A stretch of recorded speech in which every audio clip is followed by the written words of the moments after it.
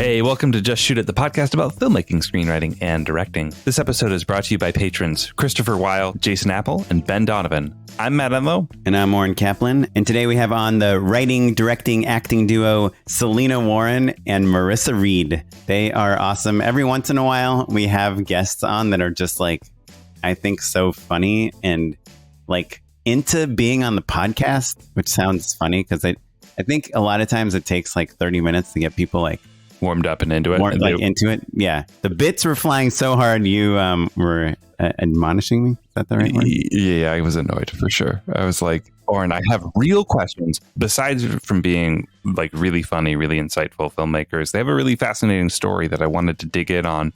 And in spite of your obstruction, I think we got some really great details from them.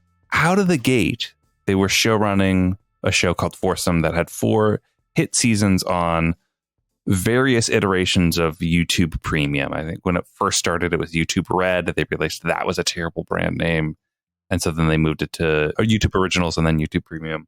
It survived all of those. And then they went on to have incredible careers selling things, shooting things all over the place in really exciting ways. And also are still out there just shooting it. They've continued to make proof of concepts to continue to propel their careers. And I feel like plenty of people would at a certain point be like, oh, well, I've arrived. I don't need to do this anymore. They're a testament to continuing to create their own work.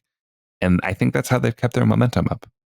Yeah. I mean, I think you hear this story a lot where like someone just kind of moves up in the industry really fast and then they hit some weird roadblock and they realize that they need to change the whole way they do things. And I'm sure I mentioned this before, but I remember seeing Mark Wahlberg on like one of those Hollywood roundtable conversations when he was nominated for, I think he'd produced some movie that was up for an Academy Award. And people are like, how did you were like Marky Mark, like how did you end up producing Oscar nominated movies? And he was like, well, I realized that everyone just saw me as this very specific guy and they kept casting me as this thing, but I was never going to get those like George Clooney roles unless I produced the movie and I cast myself. And so out of necessity, I became a producer. And now like I'm more of I'm still an actor, obviously, but also a producer. And you hear like Seth Rogen, talks about like, I mean, the guy is still like writing and producing all these movies when he could easily just be like getting cast as the funny stoner guy in the Judd Apatow films. It's, I think they kind of had a similar thing where they were like showrunning, writing, very much known for this like R-rated high school genre. And they were like, well, we want to act in these things too. So now they're kind of showing how they would look in these shows. So it's awesome. It's like, when you're not getting when you're not being seen by people the way you want them to see you, you have to show them what you look like, On that note, they are crowdfunding another proof of concept that we talk about a decent amount on the show. But just to let people know, if you're curious about what's going on, stepfriend_show is their Instagram. They just launched. They're like in day 3 as of this recording. Speaking of crowdfunding, you should check out our Patreon. If you want to help support us, just tell us that you enjoy the show or that you're getting something out of it, or it's your film school. As Selyna and Marissa told us that they were teaching screenwriting at the New York Film Academy, and they told us that they told their students about our podcast. So if you at all feel like you get anything out of this, check out patreon.com/justshootitpod. You can give us $1, $4, $20 a month, whatever you want, for 1 month, for 0 months. We'll take anything. That's right. So check out patreon.com/justshootitpod and throw us $1 or $2. We really appreciate it. Now let's get into our conversation with Selyna and Marissa.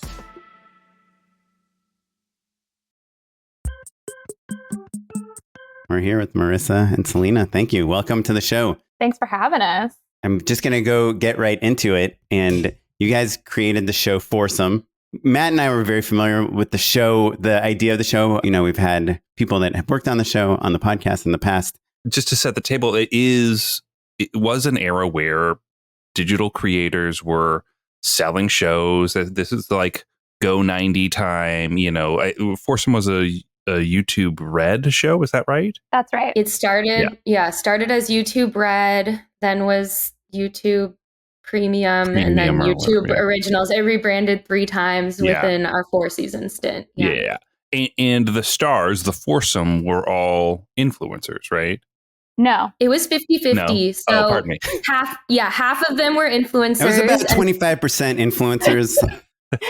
True 50-50 split. Wait, so who were the 4 Foursome? The first It's kind of a revolving door. Oh, okay. All right. The first season, it was Jen McAllister, aka Gen X10, Megan Falcone, or Falcone, I might be saying Falcone. Yeah. Brooke Markham, and Logan Paul. Oh, he was not a Foursome, Ricky but he Thompson. was main cast. Ricky Thompson was Ricky T, and then plus Logan Paul. And was Logan Paul, he was like the Vine guy that jumped over cars at the time. That's right. Yeah. Right. Yeah. So what happened? Did he do anything? Yeah. Yeah, he's doing great. His brothers. He's doing He's in the WWE. Yeah, exactly.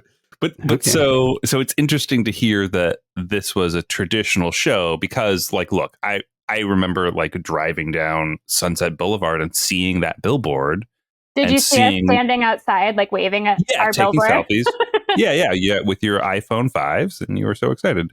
But you know, like I remember being aware of Gen X Pen because they think at the time she was repped by the same people that I was repped by. It was kind of like in that era where we hadn't made the decision like, oh, do you become television or do you become an influencer? There was like digital managers that would rep kind of people like me and people like Jen at the same time, right? It was like, okay, great. Yep.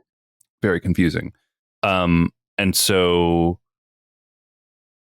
I guess it's I understand why people would assume that you came up through the digital track rather than the traditional track. How did you feel about having a YouTube show?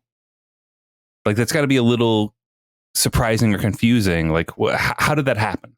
I guess. Well, what if we just rewind a second to how you sold it? Was it like through a traditional kind of Hollywood agent manager type deal? Yeah, it was. Our manager we had a general with Awesomeness TV, and at the time they weren't really doing scripted stuff. Mm-hmm. I think they had one scripted show, and we were like, we definitely didn't sell, or we definitely like didn't make an impact there because we dressed the same. Marissa and I used to dress like twins for meetings. Like, we were very young. We were in our early 20s. Well, it was serious. Like it was a bit, but it was also just part of our identity. We thought it was normal. What did you wear? Like we'd go shopping and buy head to toe the exact same outfit and go to meetings like that. But it wasn't like Reservoir Dogs suits or anything. It was like we were like the basic Shining twins. After that Awesomeness meeting, hold on, we can't drive past this. So, but you two are very funny. You're selling like, R-rated style comedies, but it's not part of your quote unquote brand that you're doing this. I guess I'm confused as to how, like, it's not a bit, but it feels so bitty. It was a bit. It was a bit. Okay. Also, it was like I'd be wearing a blue top and Marissa would be like wearing blue pants. We just like coordinated to be like, we're the same. Buy our show. I see. I mean, we had Bonnie and Allison, this directing duo, on, and they were saying that they were directing commercials for years, and they were saying that nobody like realized that they were the directors until made a conscious decision. We're going to wear matching jumpsuits on every set. Yeah. And then they get it. Yeah. And then they're like, all of a sudden people are like, oh, sure.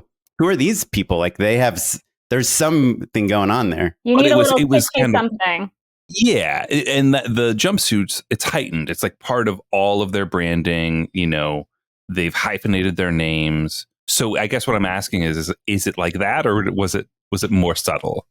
It was like that, but it also was genuine. Like, we didn't just do that for meetings. We did that in real life. Like, we would go on friend dates and we would wear the exact same outfit. Like, it wasn't something we were putting on just to go to these meetings. This is how we behave in the real world. Like at a Madewell or something? Like, is that Madewell? Are we 65 years old? Okay, I love Madewell, Madewell. you think is for 65-year-olds? But back when we were 20, we were like Forever 21, like bargain shopping. You know, like we were wearing Oh, dress. I thought like 40-year-old women shop at We Forever do. 21. I just meant the years plus when we were 20. Forget it. Every 40-year-old is going to come for me after this. Brianna Bell is going to come. Wait, so where did you guys meet? Ann Taylor Loft? It was a Chico. So Pretty it was much. a Chico's. We met at musical theater school, so a rag. pretty close. What's Jet Rag? Yeah. Which school? American Musical Dramatic Academy here in Los Angeles. I was Marissa's RA, and we got busted for drinking, and then we moved in together. That's how we became partners. Was that Amda? And did you bust her? Or don't the RAs bust you? Well, they're supposed to, but I didn't. And then there was a picture taken of us drinking. And then the rest is... What were you drinking? Do you remember? We were drinking out of a glass boot. So who knows what we were drinking? Zimas? That's how I got swine flu. And that's not a Oh joke. my God, me too. Really? I got swine flu at that time. Yeah. From a boot? Cautionary tale Yeah, for anyone true. drinking out of a boot still. So you guys, where did we derail? we had this meeting where we were dressed like the Shining Twins. Oh, right. And Bryn called our manager, this exec at the time called our manager and was like, what's going on with them dressing the same? No one's going to buy anything from these weird women who dress the same. And Wait, Bryn is someone from Awesomeness? she's an exec. Yeah. Okay. So she I took think the is meeting. She still couldn't pay there, attention right? to anything you were saying because you were dressed the same. Yeah, she was like, And she called your manager with some feedback, which is honestly like, Kind of nice. Yeah. I love getting feedback and giving feedback, though sometimes I feel like I give a lot of unsolicited feedback. we don't like it. We Like- don't want you to tell us. Like I'm probably Well, going it's to tell you hard. something about your website before the end of this episode. Oh no. Some things you need to work on. But yeah, sorry, go on. Yeah, Bitchwiththebitch.com. Come on. That's right. But for real, did it hurt your feelings? You said it was harsh, Marissa. Well, our manager didn't know we were doing that. So he called and was like, have you guys been wearing matching outfits on all of these meetings I've been sending you out on? And we were like, yeah. Because this is your meeting in person, right? Yeah. Yeah. Oh, yeah. Mhm. Okay. It was pre-pandemic. So then we didn't hear from Awesomeness for a good minute. And then we heard from them like maybe 6 months later. And Brian Robbins was looking for a teenage Sex in the City. So we went in, we developed a pitch and we pitched again. We were like, there's 4 people in Sex in the City. Foursome. Like we literally replaced the heads of the characters of Sex in the City with like bobbleheads of influencers. Yeah. And ultimately, And how did you? Sorry to interrupt. But how did you know that it should be influencers? because we had like Googled Awesomeness TV and we saw that there was a bunch of influencers on their site. I think back then we asked Jeeves. Right. It's funny because you do hear in Hollywood, like, and I don't know, I always use this example because, like I'd heard it once, like 10 years ago, but that like Natalie Portman is looking for a romantic comedy that she can be the lead in, like you hear that someone is looking for something and then you like try to make up something for them and it never, ever works. But you guys basically did exactly that. That's been like our career. Someone's like, we want this. And we're like, here you go. And it's like the worst / fastest version of it. And then you get 4 seasons of it. Yeah. Though honestly, I feel like so often you're like, oh yeah, I should work on that. And then, a couple other calls come in or you get distracted and you realize later you open up your notes app and you're like, Foursome, oh well, it's moved on, right? But like honestly, just following through and delivering on the thing they ask for, it worked out, right? Yeah. And yeah, this was really early on in our careers too. So like the fact that there was an open writing assignment that we were up for, I mean, we were all in. we were 22 years old at this time. Ah, awesome. That's cool. So you're Nice. legally drinking at this point. Yeah. Mhm. And so did your manager say, hey, remember that company you met with, Awesomeness, they're looking for a teenage Sex in the City? And then you guys basically wrote like in a Word document and just like a couple paragraphs and like a PowerPoint. You were saying PowerPoint, sorry. You're nodding your head. You had a PowerPoint document and you said, here's a couple paragraphs about the premise. Here's like some characters and here's a couple images. We went in and we had like a 30-minute pitch where we were very rehearsed and Yeah, we're like little we had performing. We had the whole season arced out, episode ideas. You know what would be cool? Do you guys know what quick change artists are? It's like a type of magician. No. Oh, yeah, you've seen it. It's like, like a person that like in half a second can change their entire outfit. Yeah. Oh, yeah. Mm-hmm. Yeah, they're like seen it in concerts. You guys should have done it like 4 outfits and just like when just point to some. Wait, is that an airplane flying towards us? And then like quick change. You're laughing, but we used to simultaneous. We used to put on berets. At one point we had a fake mustache we put on when we were like a male character. We did some insane things. I put in a nose ring once. Yes, like we would pretend to be the characters that we were. Put in a nose ring. Did you wear a turtleneck? That would have been so extreme. It is, and you guys are actors too, right? Hold on, no. Sorry, I just think putting in a nose ring doesn't seem that crazy. Yeah, it's but like basically you walk in dressed like yourself, and then you okay, hold on, we're going to tell you about our show. You set things up, you hit play on the boombox. Mm-hmm. You would put on the mustache to be like, oh, I'm this character. And then you take the mustache off and you put on the beret and you'd say, oh, I'm now this character or whatever. Like it would be that theatrical. Marissa has like a cane that she's pulling. Yeah. I'm asking a real question, Oren. They're nodding yes. This isn't a bit. Yeah. I'm yes-anding everything. The audience is so mad we've sold something. The one time we sang. They're honestly jealous that they all thought that this would never work, and then and it works, myself included. And there you go. One time we sang a full theme song about a centaur mascot. It was like a 2.5-minute theme song. This is why duos work, because like a single person would never have the guts to do that. But when you're like you or the Daniels or whatever, and you're like, we're gonna fucking go down this burning ship together. Like you'll do crazy things and. It's cool. It's like people see you're passionate. If you drop the bit halfway through, of course that doesn't work, right? But you can't leave your partner out to dry. So you're like, okay, I'm going to keep this mustache on and we're going to see it through. Like it would be easy to kind of like wuss every out pitch is like the end of Little Miss Sunshine when the whole family gets on stage.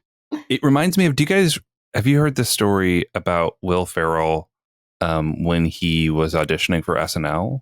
When he played a cat? No, not during the stage piece, but like his meetings. He would go into like basically for an interview, and he had planned this bit where he had a bunch of like Monopoly money in a briefcase, and at the end of the meeting, he would be like, "I'm just going to leave this right here," and just kind of like pop open the briefcase as though he's bribing them and leave. But he never had the guts to do it, and he had multiple meetings where he brought the briefcase. And so he just felt like this nincompoop just like walking around like, oh, I guess Will Ferrell carries a briefcase. He does look like someone that could pull off a briefcase. Yeah. But like, I would be the guy who's like, oh, what am I doing with this briefcase? I can't. And you two are just like, no, put on the mustache. Let's go. Right? For better or for worse? Well, you had a billboard on Sunset Boulevard. So I think that's better. 4 times, baby. Yeah, there you go. Really? Okay. Every season you got a new billboard? That's right. And in Times Square. Whoa. How long does this billboard stay up? Maybe 3 months. Oh, wow. Are you serious? Yeah. We actually got multiple billboards in LA. It was because YouTube had like this built-in marketing. Oh, right. Was so amazing. Yeah. And did you have your names on said billboard, or were you on the billboard? Are you my dad? Because he asked that exact same question. And the answer, well, I don't know if you really are connected to this show. And the answer is no. Do they ever put the showrunners' names on the billboard in tiny print? Sure. Yes. From Steven Spielberg. Yeah. Animaniacs. I mean, S&M are as recognizable as Steven Spielberg. Yeah, we're the same. Yeah, except twice as fun. So you sell a show at 22, right? And it is kind of like this crazy time in media where like that's a thing that's happening all over the place, right? But then you two and they have a combined 44 years of experience. There you go. And then your show, are you show running season 1? Yeah. Yeah. So it was interesting because YouTube wasn't originally on the show. So we had sold the show to Awesomeness. They picked up the first season for 6 episodes, and we had to write every episode in a 2-act structure so that they could potentially break them each episode into 11 minutes and post them on their YouTube channel. So we had filmed the entire first season. Selyna and I wrote the entire first season, just the two of us. We had filmed the entire first season, and then we got distribution through YouTube Originals. My favorite, but Awesomeness paid for it, like financed it. Correct. And my favorite. Are we allowed to ask you what the budget was? Yeah, it was like 1.2 million for 6 episodes. Oh wow, that's a ton. Really tight. Oh. Well, I think like I worked on one of the first YouTube Red shows, My Music, and it was like the Fine Brothers, and it was I think like a similar length, and I think they were giving like $1 million to these influencers.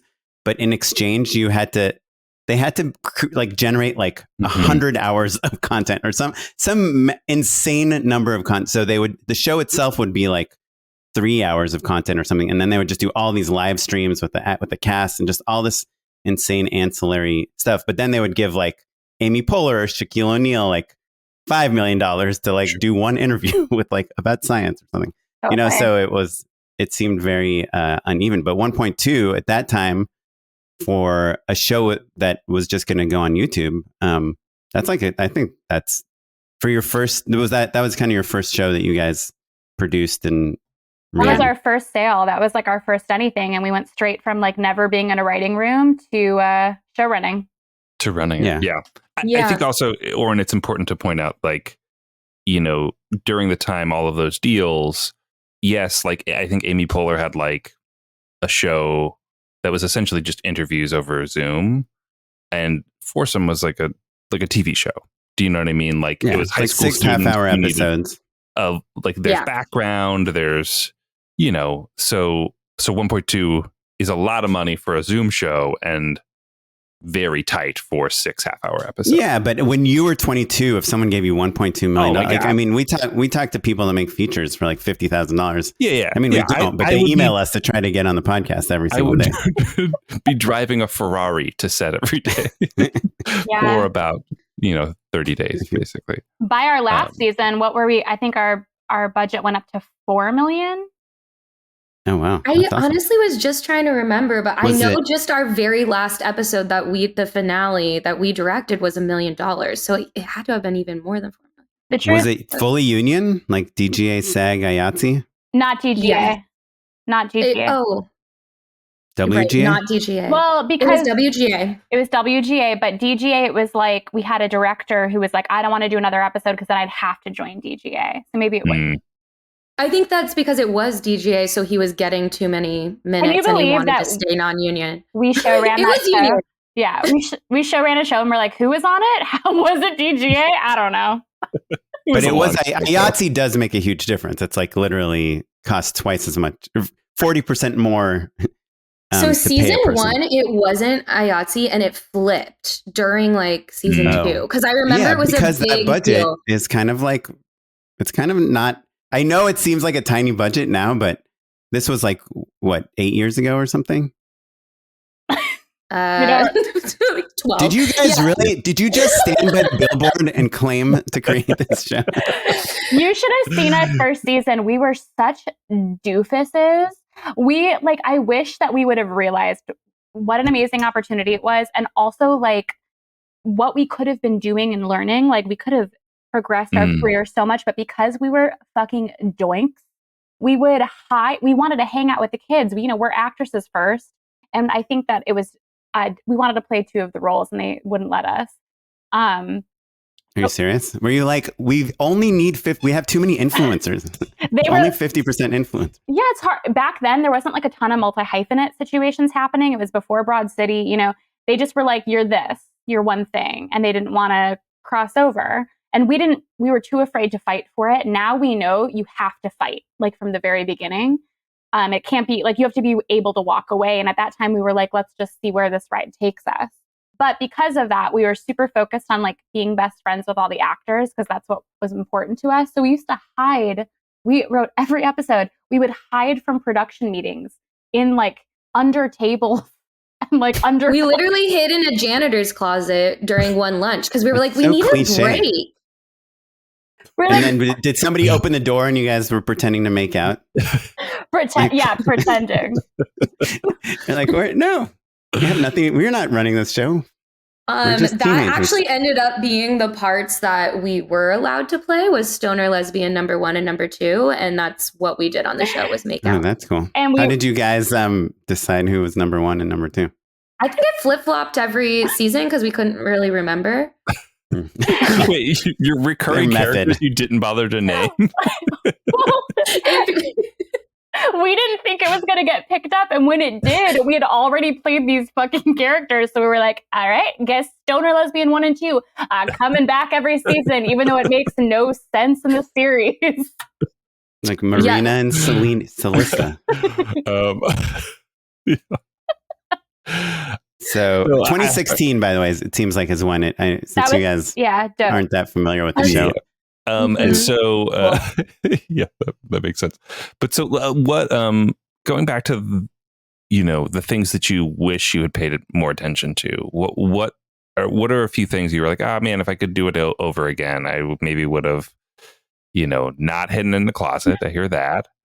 Well, so by season 3, we started to have ambitions to direct, and they told us that we needed to prove ourselves. We had never directed anything. And so while we were in the writing room for season 3, we did a proof of concept for something else. And like, that is something we could have done on the hiatus, and we could have learned so much from the director. It was Amy York Rubin. She directed the entire first season. If we would have just shadowed her, like, we could have bumped that forward.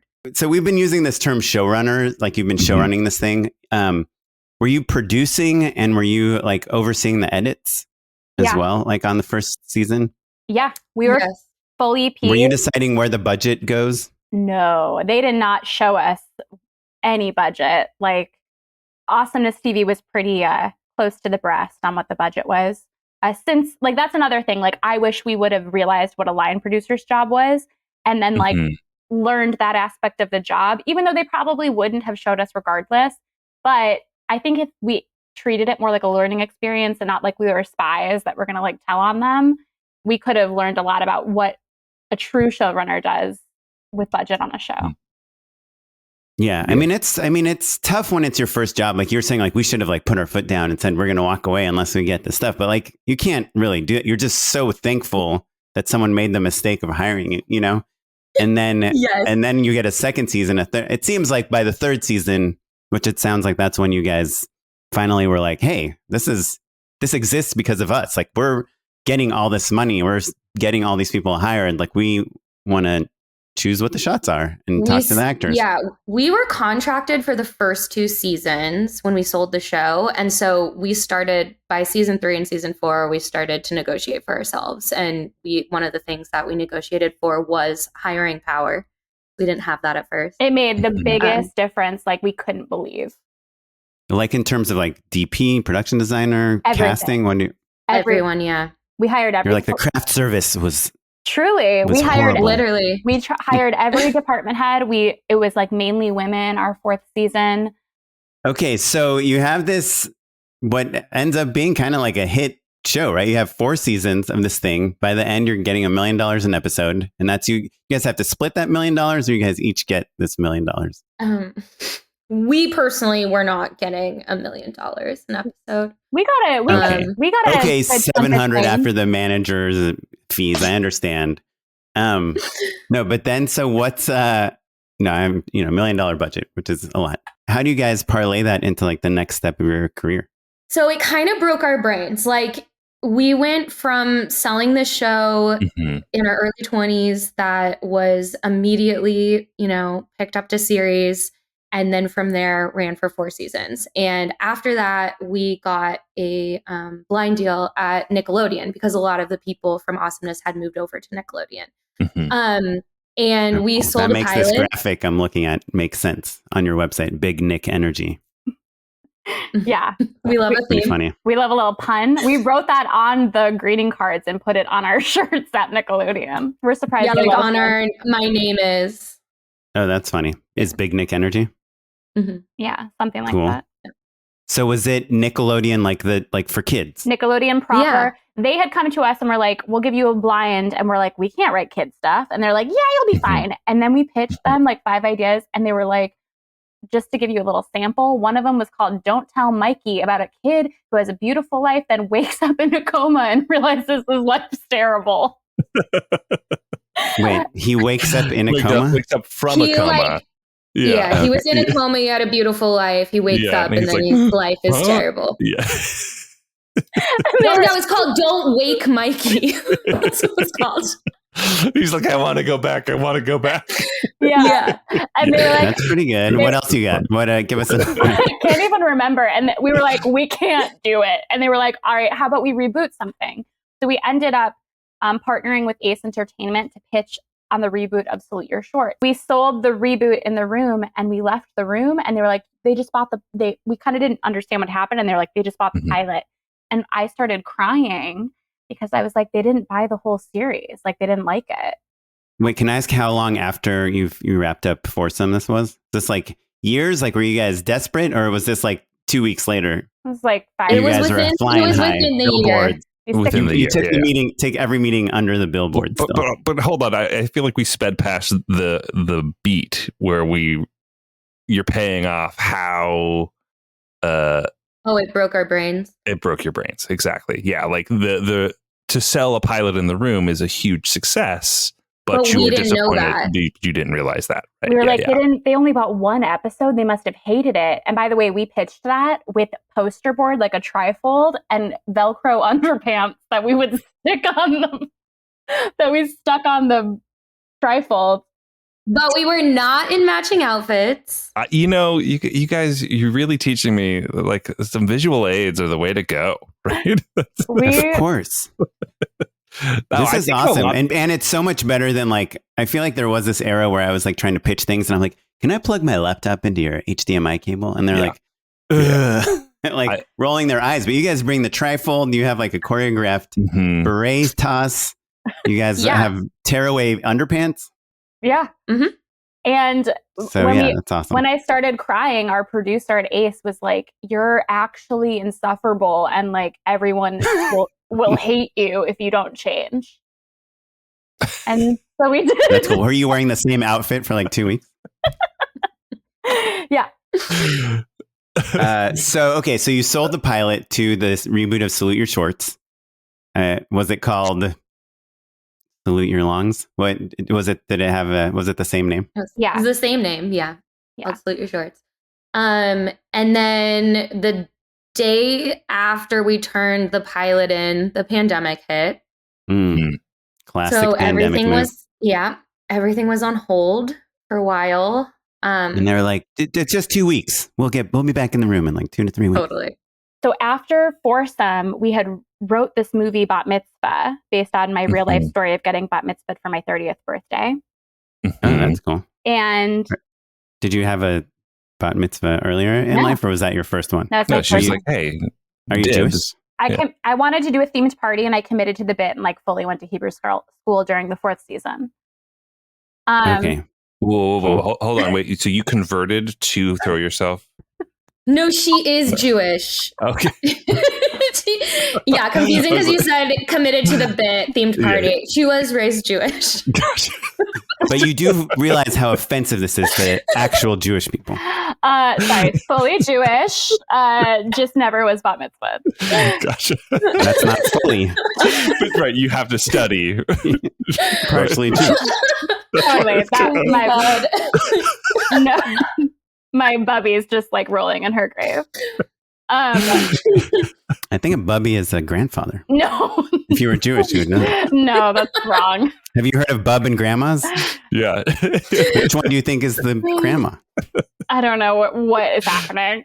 But basically, during the packaging before that, we had written this movie, and then we were up for like a rewrite job on Hocus Pocus, and our friend Jillian Bell was in Sundance for Brittany Runs the Marathon. And we were like, can we come with to have like a writing retreat? And she said, sure. And we watched the Brittany Runs the Marathon Sundance extravaganza where it like won the audience award and was one of the highest sales of that year. Sold the next day to Amazon. Yeah. Everyone's been running marathons ever since. And it inspired us in the worst way. We were like, us too can do things like she did. And we emailed UTA, and our manager at the time, I think was, before it was Artist First, it was Principato. And we were like, I want to act in this movie. We want to direct it. We're going to do Brittany Runs a Marathon. We're taking this to Sundance. For the Bat Mitzvah movie. Finally figured that out. For Salute Your Shorts. Okay. I'll make a hit Sundance film. That'll be my ticket. Yeah, everything else had been so easy. So we were like it's that hard. And they were like, no, we're not going to support you. We don't want... This was like pretty quickly after Foursome, and I think after the easy money was gone, they were like, we're not going to support you guys as multi-hyphenates. We'll support you as writers as staff writers, and that's it. So we fired everyone 1 month or 2 months or something before the packaging, where everyone had to fire everyone. And it was like trailblazers. We totally were, but it was so empowering because then the WGA Direct stuff came out, and we realized that we could just start calling and emailing people ourselves, and that's when we sold Salute. Yeah, so we sold Salute with no reps. So what is that? Sorry, for us non-WGA members, can you just tell us what that means? That like you could just look up like who the executives were at different companies and just email them? That's right. So because the WGA, had made it so that everyone had to drop their agents until they would sign this agreement, this packaging agreement, they did something called like WGA Direct, and it was this online portal where it listed all these execs' emails. So we just started cold reaching out, and we were getting like more meetings than we had ever gotten previously. That's crazy. And this is just for WGA members. Yeah, but most of our emails came from either re-emailing people that we had their emails but kind of were too afraid. We had always been like, it's not appropriate. Or just like IMDb proing before they all took their emails off because everyone started doing it. Because we were just cold emailing people. Because a famous podcast told people to just get an IMDb Pro account, and that's how they can contact anyone they want. But what you're saying is that you were empowered, basically, right? It was like, sometimes there's so much protocol in Hollywood. It feels scary. You don't want to step on toes. Like you'll side channel with someone to be like, is it okay for me to reach out to this person or whatever? And now you two are just like, oh no, I'll just email them. They've got to just be Zach at, whatever.com. Yeah, Zach Efron at gmail.com. Yeah, you figure it out pretty quickly, whether that's listed on IMDb Pro or not. Yeah, yeah, totally. We met my daughter. Really empowered. My daughter thinks yesterday she came to me. She's like, Dad, I found Taylor Swift's email address, her Gmail address.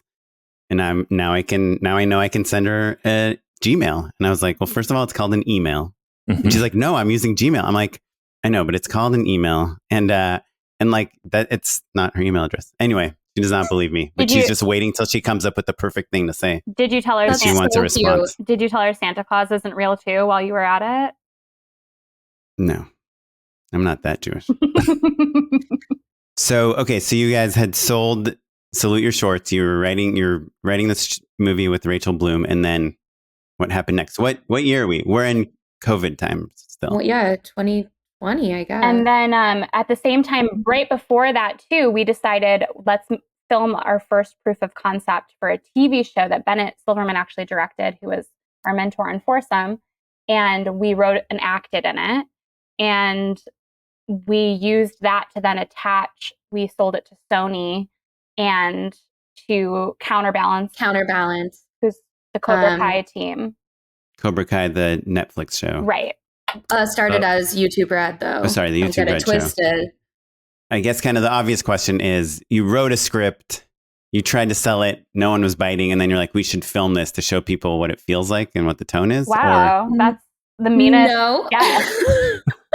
Well, I mean, I guess why, like, because you're repped writers, you have a track record. You're selling things. Written a movie with your crazy ex-girlfriend. Because we want to act. We want to act. So you have to, we have to audition. That's a proof of concept for you as actors, not for you as directors or producers. It was a proof of concept for the show. that, we had a full length version of, but also as ourselves as actors, so that when we went to pitch the show, people have watched the proof of concept and we're already in their minds as the characters. Okay. And was that your idea, or how, I mean, it's funny because when this podcast started 200 years ago, I was just so into proof of concept. I was like, this year, I'm shooting a proof of concept for my feature, for my show, for my whatever. And now for some reason, I'm really over it, over proof of concept. Cause I've seen it. I haven't seen it work that much, but I'm not an actor. So it's a different thing. I guess I'm curious, why you thought it would work. Had you seen it work before, and then kind of what the reaction was? Well, we wanted to do this because, we had gone from 4 seasons of a show where we were working steady. We had these other opportunities up in the air, which ended up not going, but we wanted to film something. We just wanted to continue. We wanted to go into production. And the only way that we could make that happen was to do it ourselves. And Bennett, same thing. He wanted to direct something. So we kind of all met and we're like, let's just do it ourselves. Let's shoot something. We were starting to listen to podcasts and we saw one called Just Shoot It. And we were like, hey, we should just shoot it. We're not going to go deeper than the title. Yeah. Let's just start there and we'll see if it's shooting working. It was just too long. The search engines, it wasn't really going to work out for us. Were you not interested? Were you pursuing staff writing or any of that type of stuff as writers? No, that's a mistake. That's a mistake we made early in our career. We were we took a big stance against staff writing because we were we just show ran and broke a network's record, and it felt to us a little sexist. All these dudes we knew that had done way less were show running their own shows, and we were we actually did it. Now you want us to staff, but that was dumb. We wish if we could have one piece of advice that we would have followed when we were younger, it's take every opportunity and learn. You're not too big for anything. Learn from everything. It'll make you a better artist. And we could have learned from so many smarter, better showrunners, and we also would have made money and maybe lived a easier life than we have. Yeah. Well, right, and then you could probably finance your proof of concept a little better or easier. Oh, yeah. We wouldn't be crowdsourcing right now. Sure. Yeah. Which we'll get to in just a second. I totally hear and sympathize with what you're saying for sure, and I feel like maybe at that time kind of had that mentality a little bit as well. But there is a part of me that looks at your career and the fact that you're selling things and making it happen, and all of these, the highlights are all so awesome. I could understand the mentality of not wanting to dilute your brand. If you're creators, if you're literally just creating things all the time, and then you enter a room as a baby writer, that does sort of complicate how your team sells you. Do you know what I mean? Yeah, but I look at Marissa and Selyna not as baby writers. It's they've they've well, done that's what I'm studio saying. film, right? Right. But when I say baby writer, I mean staff writers. Baby. Yeah. You haven't been, I guess, a staff writer on a TV show. Well, we would have had a high title, we would have been a higher level writer. Sure. But I don't know, the things that used to mean something back then are all blurred now. Now a job is a job, and you just take whatever you can get because this industry is wild. Yeah, in 2024 for sure. Call me a baby if you want. Post strike. Yeah. We will go be writer's assistants and be what's a goldenrod script? We will figure it out. But for that proof of concept for that TV show called Bad Apple that we shot, that we paid for ourselves, right? I think it was $8,000 all in. Mm-hmm. One day, that we then optioned and sold and have a cool team. We have showrunners attached. So we're not even. Wait, can I ask? Sorry, just how many scenes did you shoot? What in your mind was enough to capture what you needed to? It was 6. It's ended up being around 6 minutes. It's basically 2 scenes. It's one location shot in one day. Selyna and I, with just one other actor that came in for 2 hours. And do you feel like that proof of concept is why you sold it, or do you think that's just why you're set up to star in it? Yes. It's hard to know.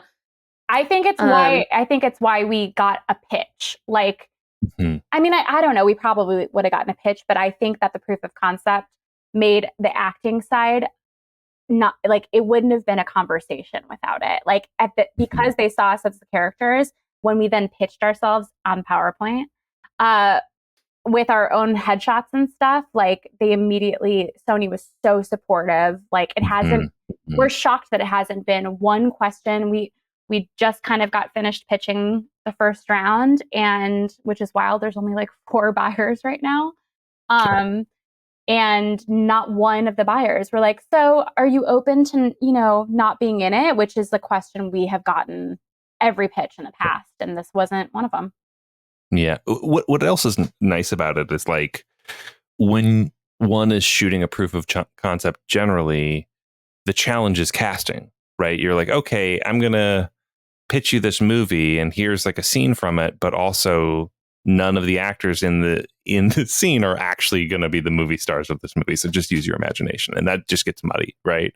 Right. You have the opposite, right? You're like, you're proving this works and only you two can do it the way you want to do it, Yeah, no pressure. And it's pretty great. Yeah. And I guess there are the models, right? The Broad Cities and the Pen 15s, and like the kind of like seeing that this show is just, it's like a character based show, right? And these are those are definitely our North Stars. Yeah. Napoleon Dynamite. I mean, we use all the proof of concept examples of like multi-hyphenate, actor, writer. So yeah, that's a recent one. So what's the next step? Just so brutal. So currently we are crowdsourcing for our next proof of concept, which is going to be a much larger budget than that $8,000 one that we did last time. Our budget is $70,000. Oh, cool. And so is like the strategy to have like just like a lot of things that like you have this show that is in a certain stage of development, and now you're kind of doing another proof of concept like while the bad apple is like brewing at Counterbalance. So we took that show out to buyers and we're still waiting to hear. Okay. So you're starting on the next thing. We're starting on the next. They have multiple things. We have exactly. We've got momentum. I would say we've got like 3 TV shows at all different levels at all times, and 2 movies at 2 different levels at all times. And always know. You're saying as a rule, that's like what you're always like. That's how many burners you want going, basically. Yeah. Why? So $70,000 is a lot of money, right? A lot, and not just a lot of money to raise, but like crowdfund, right? Like crowdfunding is complicated in that way. We're splitting. So it's all crowdfunding, but we're doing $40,000 through a fiscal sponsorship and trying to go through like companies and stuff like that. And then we're doing for tax write-offs, basically. Exactly. And companies like Hollywood companies are like at like a dentistry. Both. Whatever we can get. Okay. And so then 30,000 through 30,000 through Indiegogo. We're on day 3. Oh, cool. Of 30. Congratulations. We never plug crowdsourcing, but we'll do it now. Really? What's your thing? The show is. How do people find it? Oh, how do people find it? We're on all the platforms. We learned how to TikTok, and we are reposting them on Instagram like boomers. But our handle on Instagram is stepfriend_show. Stepfriend? Is it about? I marry Marissa. The concept. I marry Marissa's dad. And now she's my same age stepmom. That's cool. That's very funny. And is this not based on a true story? I wish. Oh my God, Scott Shields is like, please, I hate this. Marissa's dad. It's kind of based off the fact that like I would joke around about having a crush on Marissa's dad, just as a bit. And then we started thinking, we've always really wanted to do a self-aware multicam, like a subversive multicam that the studio audience is a character within itself in the show. Our brand is R-rated comedy nostalgia. So anything nostalgic is like our fave thing to do. Like Marissa's dad. Just like Marissa's dad. So then Marissa also like looks a lot like her dad. And I'm like, part of the reason I feel like that could be interesting for a show is that if you're in love with a man because he looks like your best friend, it's really because you're in love with your best friend so much. Do the characters know they're in a sitcom?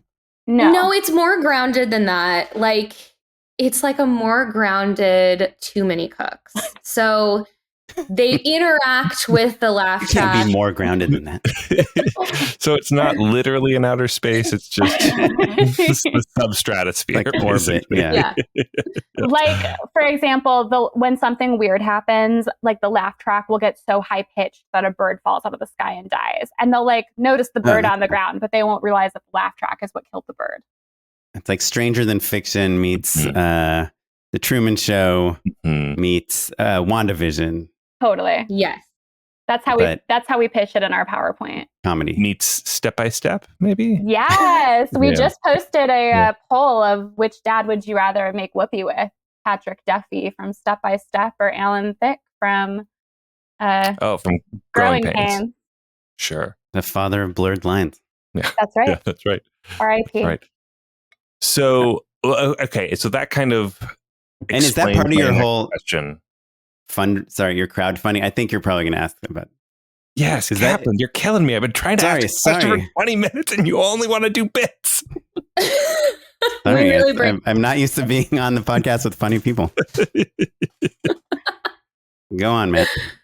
I'll turn my mic off. So that's why the jump from $8,000 to $70,000 makes sense, right? It's like, okay, it's not just that the concept requires a level of production and a level of timing or planning or just scale that necessitates this big jump.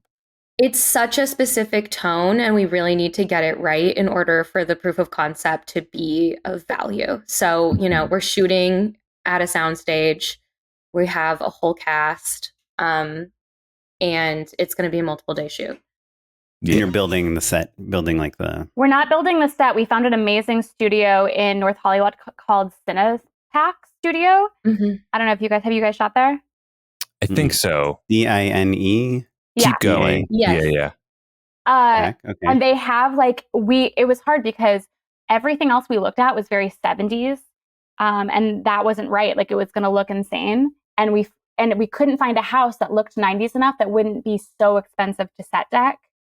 So then we found this studio, which had like the perfect amount of 90s wood paneling that wasn't too much that you could like dress to look different enough. So we got real lucky. And plus we can ride our bikes there. Oh, that's awesome. Do you guys have matching bikes? Not the exact same, but pretty close. Yeah. Cool. I guess you could have just gotten a tandem bike. Laverne and Shirley. That would be so cute. They're pretty hard to ride, I think, actually. Oh yeah. No, I went to Europe once and with a friend, and she, unbeknownst to me, after I rented the tandem bike, let me know she'd never ridden a bike before, and I was basically doing like 100% of the work, and she was like, I was like a rickshaw driver. That would be Marissa. I've got such little legs. That was like, have you ever done one of those bar bikes? Oh, like where you're drinking, like a bachelorette party? Yes, the worst idea ever. Yeah, because everyone's drinking, so they just stop pedaling. But it's like, it takes a lot of effort. That's like the swan boats at Echo Park Lake. Like, my kids won't do anything. It's just me carrying the whole family. Okay, so where are we now? Now you're crowdfunding. Yeah. So I guess my question is like, next is, are you taking it out to sell after that? Yeah. And if so, why are people crowdfunding? We'll do film festivals first. And we're hoping that people will crowdfund because they want to see the show. And like there's no original shows really that are selling. It's like one every 6, maybe. And it's just harder to get original, especially female-led comedic content sold. And I think that hopefully audiences and people that are donating want that. Like, I think the fact that like we got a ton of donations today because we posted a TikTok where we're doing dumb comedic bits over TikTok trends. I think there's a want for comedy. So that's why we're hoping people donate so that more stuff like it can get made. Well, awesome. Well, I'm following you on Instagram now, so yeah, thank you so you'll much. probably see the donations skyrocket because when I make moves like this, yeah. And if anyone things works happen. for a large conglomerate, just set us up. Or just needs a tax write-off, right? Because walk us through fiscal sponsorship real quick as a way. Yeah, so we've partnered with Creative Visions. They're a 501c, 501c3. Did I say that right? You said it right. Okay, cool. So they are a non-for-profit, which makes us, they take a fee and it makes us eligible to be a tax write-off for anyone who donates through Creative Visions. And a lot of companies match donations, like big companies, so we've been asking the most random people, like, you work for Google? They match donations. We're like, we'll rocket reach anyone that is listed under these companies and just blind reach out. Wait, and sorry, what's the company that helps you make the donations a tax write-off? Creative Visions. Creative Vision. Have you heard of them, Matt? I have not, though. It's not uncommon. I feel like there's a handful of companies out there that do it, including Bravemaker. Our buddy Tony Gapastione company will do a 501c3. So could you do that for like a feature film? If I want to make like an indie film, I can make it. Yeah. The trick is, though, right? Like, it's a charitable donation. So no one's getting a Kickstarter T-shirt, or they're not getting their money back in any way. It's a non-for-profit play, basically, right? Which makes complete sense for a pilot presentation. Right. Why? Because we would never make any money off of it, probably. Well, because even if you sell the show, you would reshoot things, and you wouldn't just repurpose the pilot again, right? Like No, but they do pay you for really small, and honestly, almost never do they ever pay you for the little short concept. Yeah, for us, we were like, but we want to go to a film festival. They were like, fine, we don't care. Sure, yeah. That's awesome. So are you guys working on, and like, is that kind of your main thing that you're working on right now? Is kind of it's pretty consuming right now, for sure. But we just finished a feature that we're gonna do like a live stage reading of that. So that'll be kind of our next thing that we start working on. Yeah. Awesome. I love that. Awesome. Yeah. I feel like the trend we're seeing, right, is that like you're just continuing to keep that momentum going, whether it's self-shooting something or pitching it, like Selyna, like what you were saying before, you've got 6 burners going at every instance, basically. Totally. And I think like I feel like this is the end of a chapter of our old work. Like we're starting to be done with work that's taken us like 3-4 years of different production companies. And I mean, Bad Apple, our last proof of concept from start to finish, that was right before 2020 when we shot that, and we're just pitching it. And of course, that's pandemic and stuff, and the strike all happened, but things just take now. I feel like this industry has taken a difficult turn, and part of that is the amount of time you spend on one thing, so it becomes more precious. Like it used to be, you would come up with a dumb idea, you'd be like, it's like this. You pitch it on your PowerPoint press. Everyone loves PowerPoint.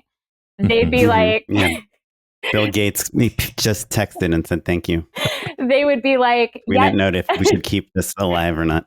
It would take you 2-3 months, right? And then it would be a yes or a no, and you'd move on, and it wouldn't hurt so bad because you didn't spend that much time, your heart and soul. I mean, obviously it's different if you're making an indie movie or something, but at least with an indie movie, you have a product at the end that's like your calling card. Right. You can show someone. Right. Now it's like you come up with a movie pitch. It's endless notes because everyone has so much time and they're so worried it won't sell because it's such a tough market. And then it's, could be up to a year of packaging. Yeah, the packaging it feels so necessary now in this climate. Yeah. Yeah. It's part of like we talk about sometimes on the show. Executives like 5 years ago decided that we all needed to start using the word undeniable. And now undeniability means a completely packaged and ready to go movie before anyone will say yes to anything. Yeah. Yeah. I read in Deadline today that even Greg Berlanti only has 6 shows on the air right now. He's down from 15. That's bleak. That's really bleak. That's bleak. I mean, truly, like listening to your podcast and getting involved in this in the indie world after we've been in the studio system for so long has been the only thing that's been like within our control and very joyous. And we went to Tribeca with Untold Stories during the strike, and we got to meet all these people who are like, yeah, we're that are just going without the money, and they're like, we'll get the money, we'll figure it out. And that's kind of what inspired us to just do this. What is Untold Stories? Is that a project? It's a program where they send 5 indie filmmakers to Tribeca, the film festival, and you pitch live in front of jurors, and then they give the winner $1 million to go make their movie within the year of premiere at Tribeca. Yeah. And we did you were one of pitch? the we were one of the 5, and we almost didn't get to pitch because it was during the strike, and so you weren't allowed to pitch. But thankfully, they worked with the WGA and worked it out, and we were able to go. We didn't win. We didn't win. And if you were wondering, I'm sorry. And so is this a feature you still have though, right? It's still like one of your pitches. That's it's on your whiteboard. It's Bat Mitzvah. Amber Seeley. Oh, it's that one. Yeah, Amber Seeley is currently attached to direct. Oh, great. Oh, cool. She's been on the podcast, right? She has been on the podcast. Yeah. She's the best. she's great. Yeah. Yes. Cool. Well, that's awesome. I was going to ask if you had like any advice for writers, like that are trying to get into it. But I mean, it seems, I don't know. I have no advice for anyone at this point. My advice would just be to write. Like, there's so many writers that have an idea and they don't actually write. Like, just continue to write, continue to put work out there. If you want to be a writer, you're in control of your writing. And also write what you want. Like, you're going to hear so much of like, we're looking for a Christmas movie, we're looking for this. And by the time you write it, no one will want it. So you might ignore the mandates. Yeah. If they're like, we need like a teen Sex in the City or something. I mean, come on. No, we do every OWA, open writing assignment, because those jobs are getting made. But we have learned to just not do PowerPoints for them. Like, don't spend tons of time and just kind of like spend maybe 1 week and go for it. Right. Cool. Well, awesome. Well, congrats on all the things. It's, I think what's interesting is that you guys did kind of have this like meteoric rise at a young age, and we're in the studio system and now are kind of like, hey, we should also keep doing that stuff, but be making our own things and crowdfunding, like and a career in reverse. Do you know what I mean? Like, you're doing the indie like stuff. You skipped the middle step and now you're kind of. So basically what you're saying is we peaked in high school and now our careers peaked. No, it's like you're just getting momentum to re-peak past. You started nice and high, and now you're figuring out how to elevate beyond that. So you guys had directed some episodes of Foursome, and like obviously showrunning, like you kind of know everything soup to nuts, how a show is made, written, performed. Is there a reason you didn't want to direct your proof of concept yourself? The first one or the first one? Yeah. The first one we didn't direct because we were acting in it and it felt like too much at the time. We had directed so the crowdsourcing campaign is our 3rd proof of concept we've made. The first one we directed ourselves during that 3rd season of Foursome, and it wasn't great. And we were concerned with putting up, this time we were putting up our own money. So we were like, we need it to be good. So that's another thing, is you got to believe in yourself, right? So we didn't. And then we realized we could have. And on this one, we're going for it. We're directing it. And also like we have found that with directing, like we've pitched as directors on a couple bigger movies, and we have found like you got to make something every year in order to be in conversations. Yeah, that makes sense. Look, also, I think it's like, it's okay to only want to do 1 or 2 jobs. Like, you already wrote it and you're acting in it.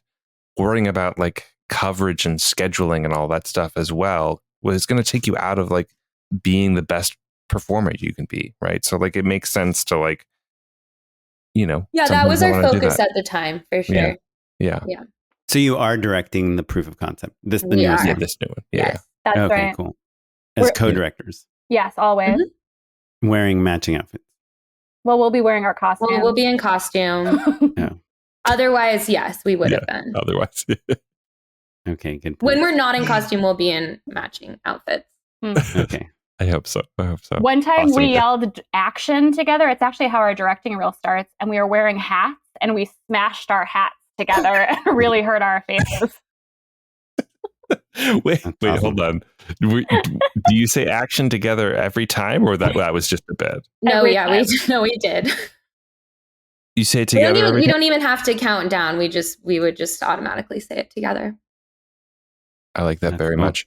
Do you ever when one calls action, oftentimes they're putting some intention behind the word, right? Like they're, if it's a quiet, intimate scene, you don't shout it from the top of your lungs or whatever. Do you guys ever I've actually never written a quiet scene before. Yeah, it's like, Yeah. remember when I said we had an orgy scene? Yeah. But you get what I'm saying. Like, if it's in a fight or something like that, or if you want it to be faster or slower, you're kind of leading the performer a little bit when you say action, right? So you're like, action, like really quiet so they can't hear you. I would be like, action. Yeah, for sure. I like, if it's something quiet, I'm You're not like behind a monitor. I would like run over there, but like, if it's like something really intimate, you don't want to be like action, right? Like you if give my it a little director something. whispered action like ASMR at me, I would die laughing. I would not be able to handle it.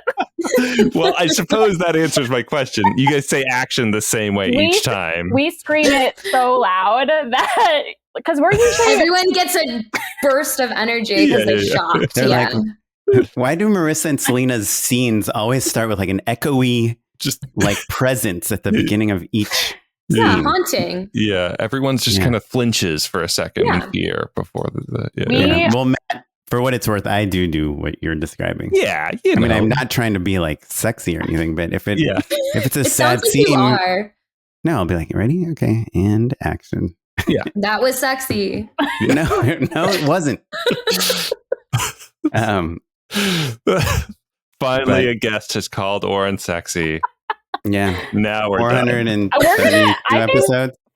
For Step Friend, I think we're going to try that. We're going to be on set with like, I don't know, whoever our dad ends up being. I'll do it for you, Selyna, when you're in your bedroom scene. You're going to be like, action. I'll try it out. I'll be like, action.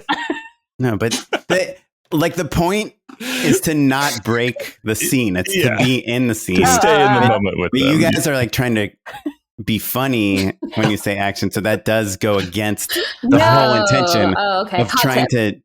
to keep the tone. It's right. so funny. I've gotten that note that I've been trying to be funny from so many directors. So it's really, really hitting home. No, I mean, we've only directed Foursome and our own stuff. So we scream it at the same time loudly. But maybe if we ever got a chance to work on someone else's set, we'd be more respectful. Yeah, if we do a crying scene, we'll whisper it. We'll take your advice. Yeah, I mean, Thank you. look, do it Sexy how you whisper. do it. I was more just like, do you ever miss the timing, or are you always in sync? Was the point of the question at the very beginning. We are always in sync. Something that's funny is that, like, we'll obviously split duties. Like, Marissa will be dealing with camera, I'll be dealing with actors, and vice versa. And one time we had a friend on Foursome who we were really far away, and there was a ton of extras in the scene, and we were doing a bit as we do. People are listening and are like, God, this set sounds awful. Where we shouted at him, he biffed his line. He like choked on his line. And I was like, do it again. I like screamed at him. I was like, do it again, you dork, or something. And all the extras were like, this director is an actual monster. They were like, I could hear everyone. Like, I heard them talking shit about her. yeah. Did you read our PowerPoint script? Yeah, because the boom operator is just like very intentionally miking their shit talk. Like keeping the channels on. 100%. Yeah. Well, cool. On that note, do you guys have a few more minutes to endorse something with us? Unpaid endorsements. So my unpaid endorsement is partially inspired by this conversation. But you guys, I don't know if you've heard the news, but Baz Luhrmann's Romeo and Juliet is streaming on Criterion right now. And I unironically fucking love that movie. Like, love that movie. Do you think I could show it to my 8-year-old daughter? No, it's too violent. Yeah. She could watch it without you, probably, but it'd be awkward with you. Mm-hmm. Yeah, there you go. Yeah, it's like Was the guns? No, it's a sexually awakening movie. It's like it's pretty steamy. The reason I love that movie is I feel like it was like when I realized what production design was.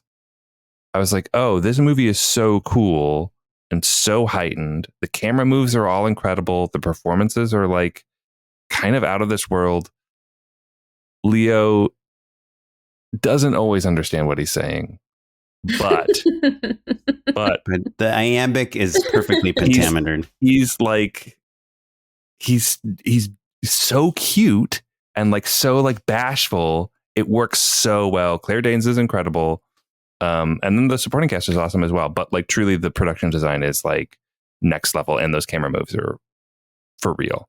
And there's a moment that I recognized when I was watching it the other night where there's a transition where Claire Danes notices, like reacts to a sound off camera, like looks up and then cuts into the next scene, like fireworks. Basically, it's the transition from her scene with the nurse to the party scene. And it's the sort of transition that like film bros love to talk about. Like Edgar, there's video essays on how great Edgar Wright's film transitions are and stuff, right? It's all just like invisible and front and center at the same time in that film. Takes so much planning. It's rad. It's really great. So that's my endorsement. If you've got the Criterion channel, there's a whole pop Shakespeare lineup this month that I recommend for sure. And Criterion channel in general. I know it sounds snobby. There's a lot of really fun pop stuff on there. It's great. My unpaid endorsement is for a coffee shop that Selyna and I have recently been writing at. So it's called Three Sisters Coffee and Tea, or Tea and Coffee. It's in Burbank. It's on Magnolia. And if you're a writer looking for a place that has like unlimited Wi-Fi, they're not giving you like a little code that kicks you off after an hour. Got outlets, air conditioning. Highly recommend. Mine's a podcast. Mine's a film podcast. Great. Sorry, we have a rule. Podcast. I'm just kidding. Well, it's not like, it's about movies, not like making movies. It's called... It's okay.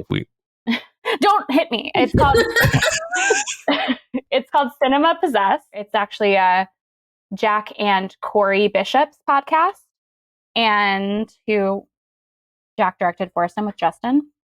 And what I love about it is that Jack is such a movie nerd that he like watches all of the special features on the DVD and will watch the commentary and like walk you through the beginning of how the movie got made. And he'll tell you the whole story of the movie, which I need because I don't want to see classics or like anything scary or anything with anxiety. Like I won't watch Meet the Parents. It'll stress me out. Like I'm very specific on what I want to watch, but I do want to be able to have a conversation about it. So it kind of allows me to participate in conversations and know what the movie's about in a fun, light way without having to watch it.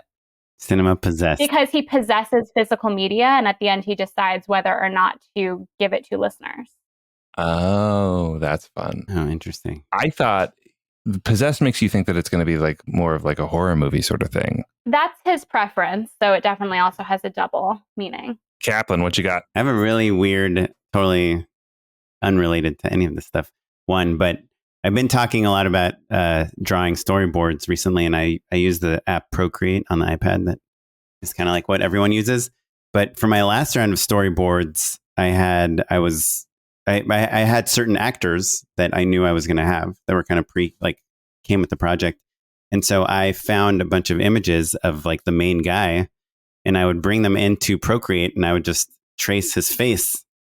And then I was like, oh, in one scene, he's like knitting. And I was like, oh, I'll just type in knitting into Google, like man's hands knitting into Google, and I'll find like an image, and I just like copy and paste it into Procreate, and I outline it.